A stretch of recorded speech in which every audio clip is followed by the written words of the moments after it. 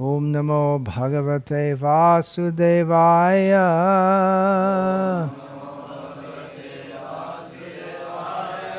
Om Namo Bhagavate Vasudevaya. Om Namo Bhagavate Vasudevaya.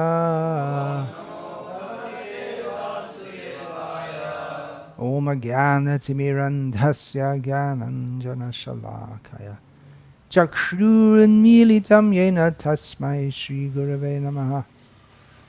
Nama Shrishtham Manamapi Shachiputramatra Surupam Rupam Tasyagratamurapurim Maturim Goshtavatim Radha Kundam Girivaramaho Radhika Madhavasham Prapto Yasya Pratita Kripaya Shri Gurum Tam Natosmi Vandeham Shri Guru Shri Ataf Padakamalam Shri Gurun Vaishnavangscha Shri Rupam Sagrajatam Sahagarna Raghunatan Vitam Tam Sajivam Sadvaitam Savadhutam Parijana Sahitam Krishna Chaitanya Devam Shri Radha Krishna Padan Sahagarna Lalita Shri Vishakhan Vitamscha.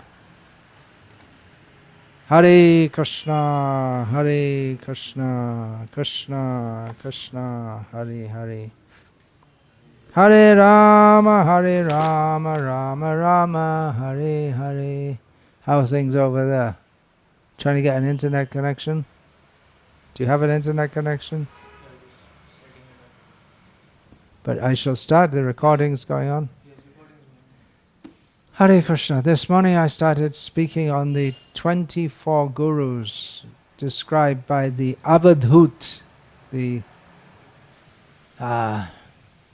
exceptional, non-regulation following sadhu who was instructing Prahlad Maharaj, as described in the 11th canto of the Srimad Bhagavatam. So this morning I spoke on the earth, and I was just about to speak on water, earth, water, fire, air, ether. Then when water made a spectacular entry in the form of a cloud burst, and we came from a picturesque viewing angle on the roof down here inside, so that's why we're late. We had to resettle.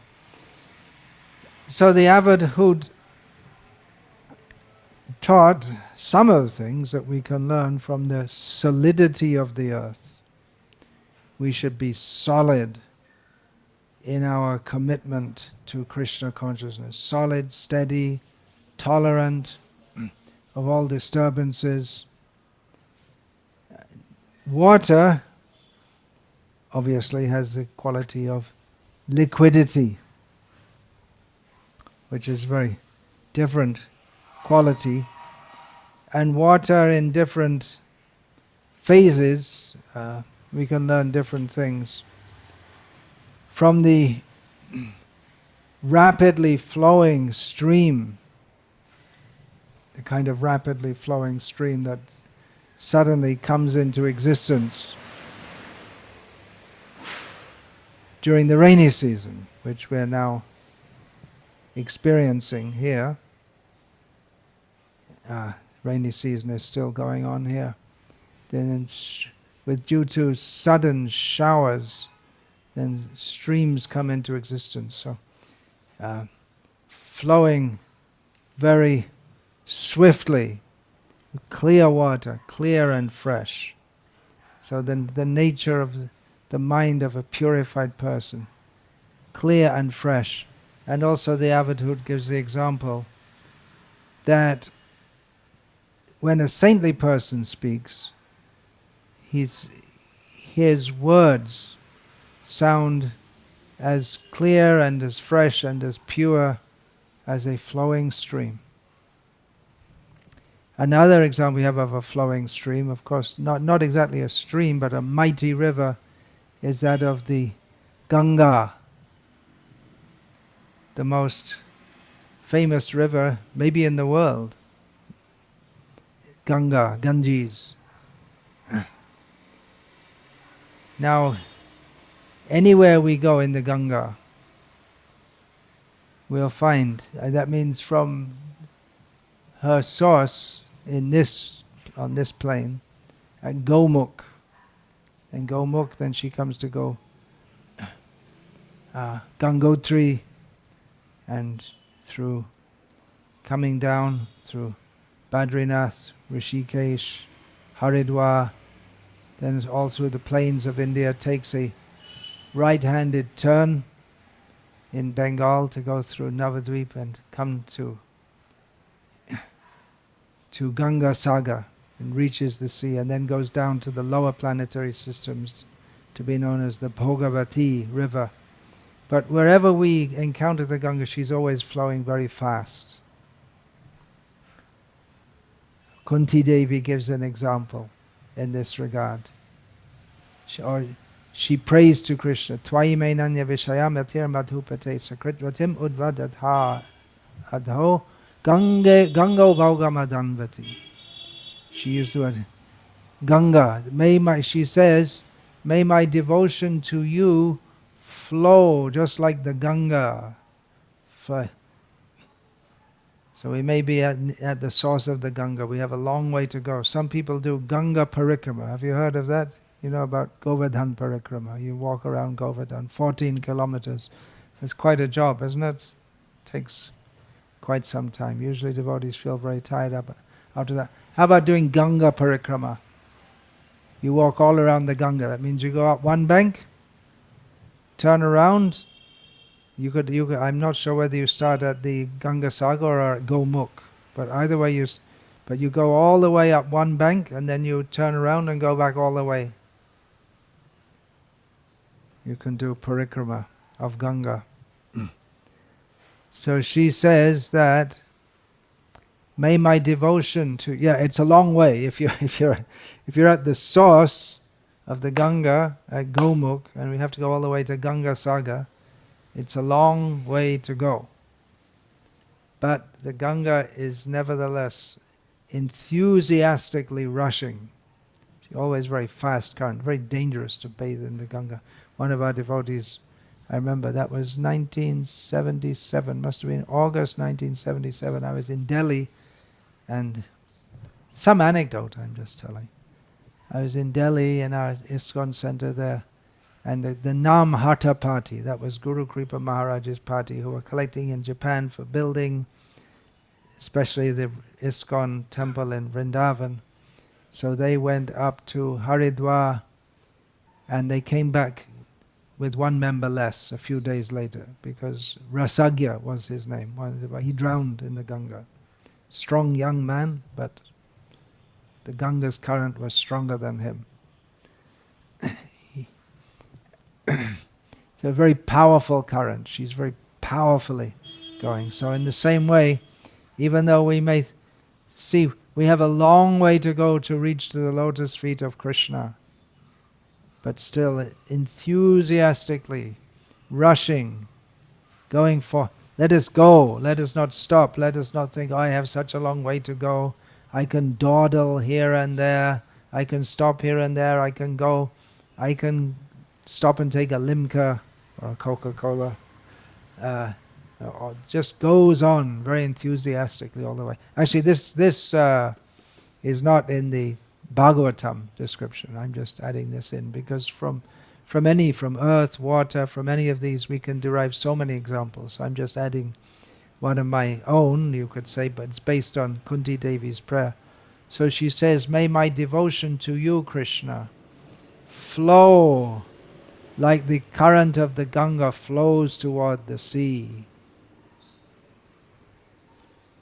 So when we think of water, when we see rapidly flowing water, we can think of how water is always trying to reach the sea. The rivers are described to be the wives of the ocean. So the wife is always wanting to be united with her husband. So even if we're far inland, the water is always trying to find a way to the sea, and it may the water in a small stream may join to another bigger stream, and then another bigger stream which flows to the ocean. So water Wherever the water may be, the water is trying to reach the stream. So in the same way, we have to try to reach Krishna. Regarding the ocean, that's another huge body of water. Lord Krishna in Bhagavad Gita mentions the rivers and the ocean. What's that verse? Anyone? Anyone? Ah, very good, very good. Someone knew it. Apuryamanam achala prachishtam samudrama pravishanti yadvat tadvat kamayang pravishanti sarve sashantyam apnoti na kama kami. Lord Krishna gives the example that the ocean is always full. The ocean is such a vast body of water that even huge rivers like the Ganga enter the sea. When we say the Ganga, we mean not just the Ganga, but the Yamuna is another huge river that enters into the Ganga. And there are many other rivers, the Son and the Gandaki, so many rivers, they enter into the Ganga. And all that water enters the ocean. The ocean isn't disturbed. There are other famous rivers in the world are Amazon, Nile, and here in India there are other big rivers, Ganga cha, Yamuna chaiva, Godavari, Saraswati, Narmada, Sindhu, Kaveri. Famous rivers, big rivers. Also Krishna river is not mentioned there. So many others, they're mentioned in the 5th canto. Here in, we're not here, we're just over the hills in Tamil Nadu, there's, Kaveri is there. And Vaigai, what's the Sanskrit name? Vaigai in Madurai, almost non-existent now, dried up. The Sanskrit name is there. There's so many famous rivers. Tungabhadra is there, starting in Karnataka, then goes to Andhra, big rivers. So they all flow into the sea, but the sea is so full in himself that the sea doesn't become agitated by the big rivers. So the example is given that even though so many material desires may enter the mind of a transcendentalist, but he remains calm and peaceful. This is the example. Apuryamanam achala prachishtam. The sea remains achala, fixed in its own position. So living in this material world means that the senses will always interact with the sense objects. We see, we touch, we taste, we smell, we feel, and the inclination may be there, let me enjoy that. But someone who is as deep as the ocean, he won't be disturbed by the interaction of the senses with the sense objects and the possibility of enjoying them. So that's an example about the ocean. Similarly, a deep lake has it's water also, but has a very different nature to that of the ocean, very different to that of the running stream. It's very still and calm and clear, and so many living beings, they resort to that water for sustenance. There's a beautiful description in the 3rd canto of the Srimad Bhagavatam of the Bindu Sarovar, on the banks of which Kardama Muni was performing his meditation. A very beautiful place, sattvic place in the mode of goodness. So in this way the heart of a devotee should be clear and calm and deep, like a beautiful lake. Of course, sometimes it's seen that in a calm lake, sometimes a bubble comes up from the bottom.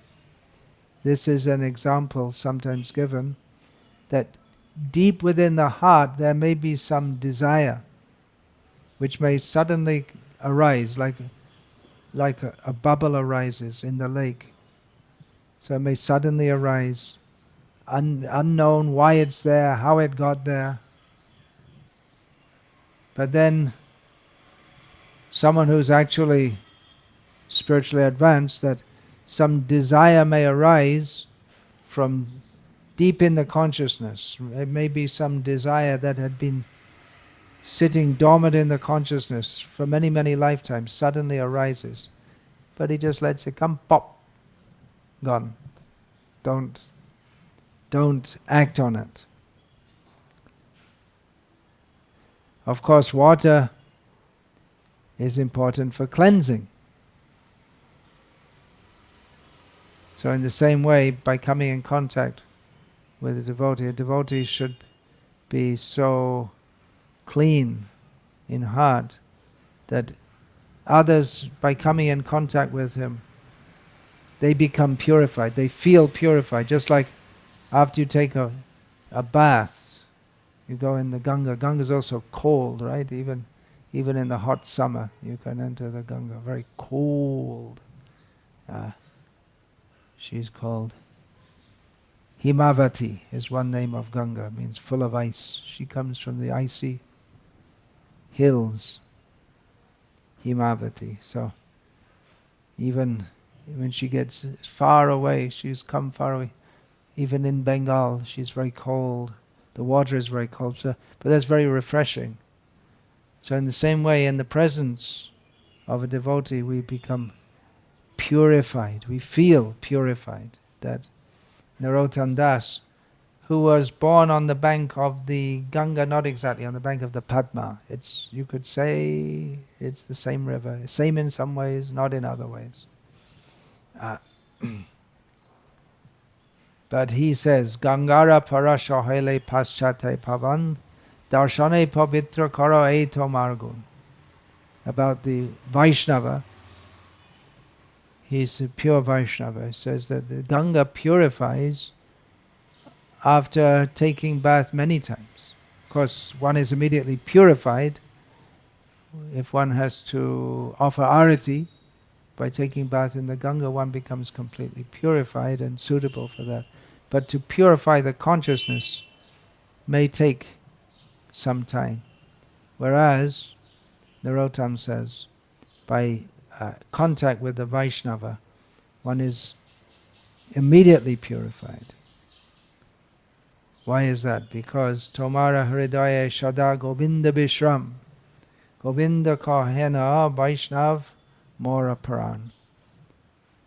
Because the Vaishnav is in his heart, Krishna is always there. Krishna himself says that the Vaishnava, my devotee, is my very life. So earth has the quality of solidity, which a sober person can learn the quality of solidity.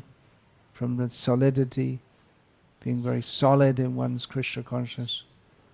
From the water we can learn liquidity of Krishna consciousness.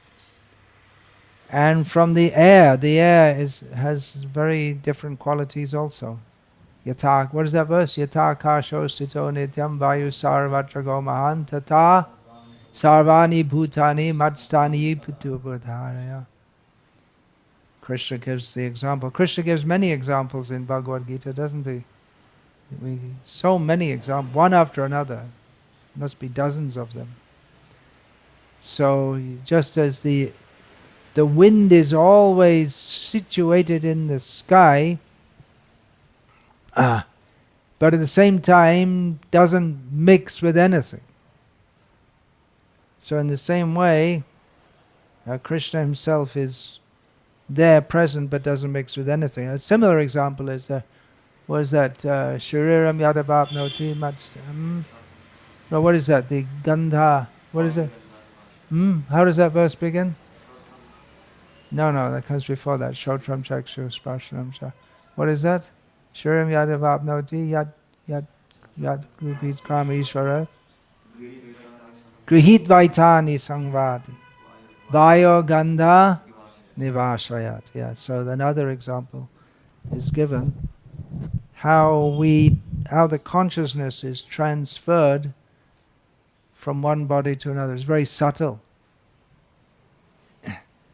That just like the aroma is transferred from one place to another. You don't see it, but it's transferred from one place to another by the air. So in the same way, the consciousness of a living being is transferred from one body to another.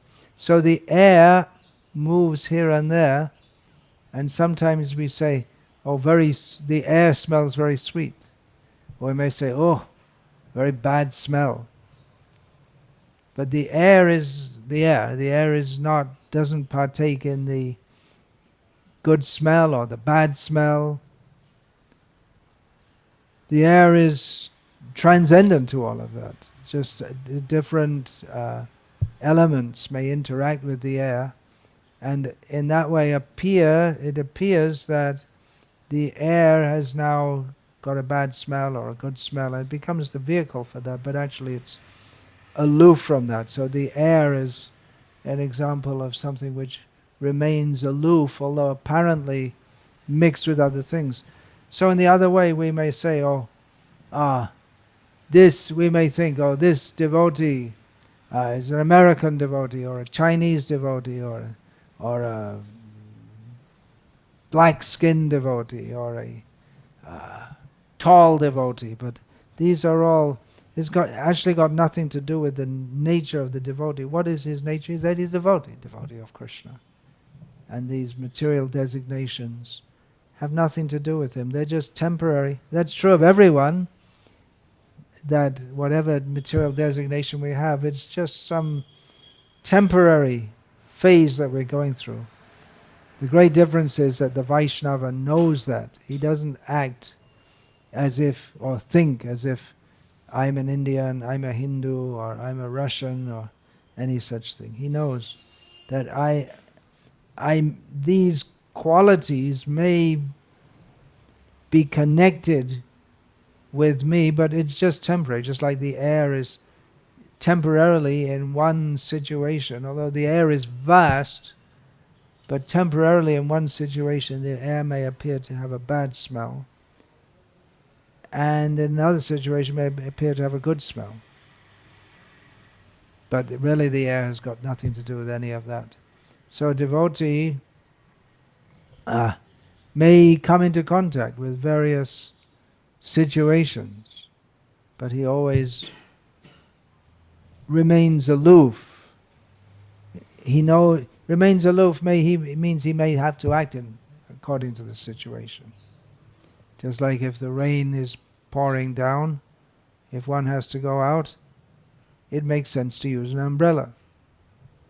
But that doesn't mean that the person, the Vaishnava, he doesn't identify with the body, but he knows that my body has to be engaged in the service of Krishna. While I have this body is the medium for my service to Krishna. So as long as I'm in this temporary body, I have to maintain the body so the body may serve Krishna. But he doesn't identify with it. So that's the difference between a transcendentalist and a materialist. A materialist identifies with the situation he's in. A transcendentalist is not totally aloof from the situation that he's in, but mentally he remains aloof. He knows that ultimately I have nothing to do with any of this earth, water, I should have said fire, yeah, fire comes. I'm doing a little bit different order than comes in the Bhagavatam. So fire. What can we learn from fire? In modern society we don't see fire so much as we see in more natural or more traditional societies. Of course in India it's seen regularly for cooking, but it's gas from a canister that's used for cooking. Otherwise fire is most important element in Vedic civilization. In every home there should be one Akhanda Deep, a fire that keeps on burning, or a lamp that keeps on burning and is never put out. Because fire is required for light, for cooking, and for performing yajna. So there should be one fire that goes on burning in the home. That means in the morning, when you wake up, you use that to light, first of all, lamps, and then for cooking. So in this way, fire is essential, but at the same time it can be very dangerous. So we have to be very careful. So we are warned, Charnakya warns us to be very careful when we approach powerful people such as the king, or even a cow. Cow has horns. When we approach a brahmana, we generally expect him to be very kind, but if we misbehave, he can curse us also. The king also can favor us. Here, you take one kingdom, or can condemn us to death on the spot. So we should be very careful with fire, when dealing with fire. Fire can burn up out of control. Well, that kind of fire, a devotee should not be like that. The fire that suddenly blazes up. That example is given in the Gita again by Krishna, that kama, dushpurena analena cha. I mean, Krishna compares lust to fire which burns very dangerously, can burn up within the heart, burn up our whole Krishna consciousness. So be very careful. From fire we can learn to be very careful. Fire consumes everything that goes into it. It either consumes or it purifies. So, in the same way, a saintly person, he's one who's on a very high platform. He doesn't become contaminated by things which would contaminate other people, because of his powerful, burning Krishna consciousness. Things that would contaminate others, bad association, bad food, that means food cooked by materialistic people, he doesn't become contaminated. Of course, we should be very careful in the neophyte stage and not imitate this. Fire also purifies. Gold becomes purified by placing in fire. So if we keep ourselves in the fire of Krishna consciousness, Cheto Darpana Marjana, this the seven-tongued fire of Sankirtan, if we remain in that fire, then we'll be purified. So that we want to come out of the fire, the blazing fire of material existence. Hari Hari Bifale Janama Gawaino Manusha Janama Paya Radha Krishna Nabhajiya Janiya Shunya Bishakaino. So we're in the blaze, what is that? Samsara Bishanale, that's what it is. Samsara Bishanale Diba Nishi Hiya Jale. Narottam Das says that the poison fire of material existence, we're burning in it day and night. So we want to come out of that fire and throw ourselves in the fire of Sankirtan, of Krishna consciousness, and become purified by that fire. It's hot. So we have to take the heat, tolerate the heat, so that we can become purified.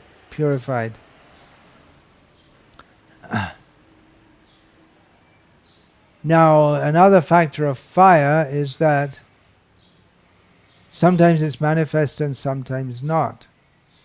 The possibility of fire is there in wood, but it doesn't become manifested until it's placed in fire. So in the same way, a saintly person may sometimes be concealed and sometimes be revealed. We may take, it may be that someone's a very saintly devotee or very realized, but we don't recognize. But then sometimes may manifest. So we may see someone who just appear to be some ordinary devotee, and okay, nice devotee, but then their qualities may manifest at some point in time. A great example of that is our own most worshipable Srila Prabhupada, who, as far as his godbrothers were concerned, was good devotee, above average as far as grihastas go. But from the point of view of the sannyasis and brahmacharis, they would refer to the grihastas as pocha grihasta, which means rotten. Pocha is a Bengali word, which means rotten. So rotten grihasta. But Srila Prabhupada came out and unimaginably did far more for Chaitanya Mahaprabhu's movement in terms of preaching Krishna consciousness all over the world than all of them put together could even imagine doing. So sometimes a Vaishnava is concealed and sometimes revealed. Those who accept disciples, they're expected to burn up the sinful reactions of the disciples. Means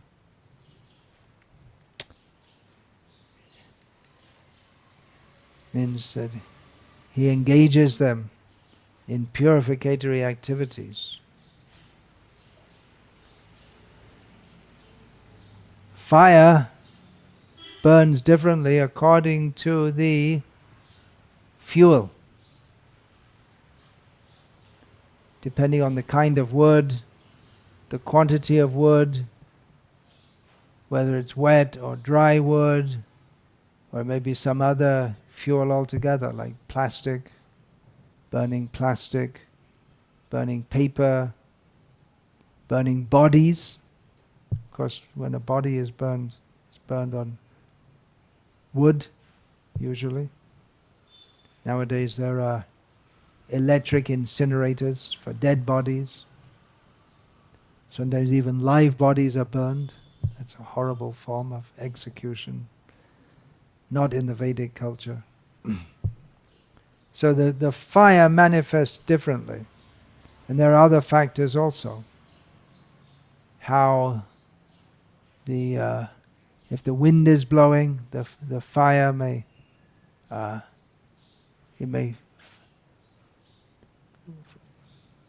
blaze up more, or it may go out if there's too much wind altogether. So there's so many factors. So fire is very unpredictable, manifests in different ways, but basically it's the same element. So in the same way, depending on the vehicle of the fire or from what it manifests. So in the same way, we see there are many different living beings. There are jalaja navalakshane, there are living beings in the water. There are living beings who remain sthavara, they remain unmoving on the land. There are reptiles and insects and snakes and birds and humans. They're all different living beings with all different natures. Even among humans, persons of very different natures. Even among dogs, some dogs are very aggressive, some are very docile, all different natures, but all basically of the same stuff. So they're just manifested differently according to the mode, the particular matrix of the modes of material nature that living being has acquired in course of time. So there are so many examples given. Just like the fire is always flickering and changing, so in course of time, we're also our position is changing. These are some of the examples we can see from fire. And we can actually think like that. There's this meditation on the different elements, and then there'll be others also. They invite us to apply our intelligence to see the actual understanding of reality in everything we see. We can learn from everything. We can see in the flickering of the fire. We can understand the changing nature of material existence. It's always changing a little bit, this way and that way. So in this way, we are invited to apply our intelligence to everything we see, everything we come in contact with, to understand the nature of this material world, the nature of the living being within the material world, how we don't belong to this material world at all. So these are lessons that we have to learn as being taught by the Avadhut to Prahlad Maharaj. Hare Krishna. I'll finish there now. Now we have a bigger group here. Oh, actually the air and the sky I mixed. I mixed the explanations. But even in the original they are mixed also, that the sky is everywhere, the air is everywhere, but they don't mix. They retain their own nature. So we can say earth, water, fire, air and sky have been covered, and tomorrow, Krishna willing, we can go on to some other examples. Any question here? No. All right then. So your traveling Sankirtan party can move like the wind here and there. Distribute books wherever you go. Chant Hare Krishna. Inspire people in Krishna consciousness. Hare Krishna! All glories to His Divine Grace, Srila Prabhupada. Hare Krishna.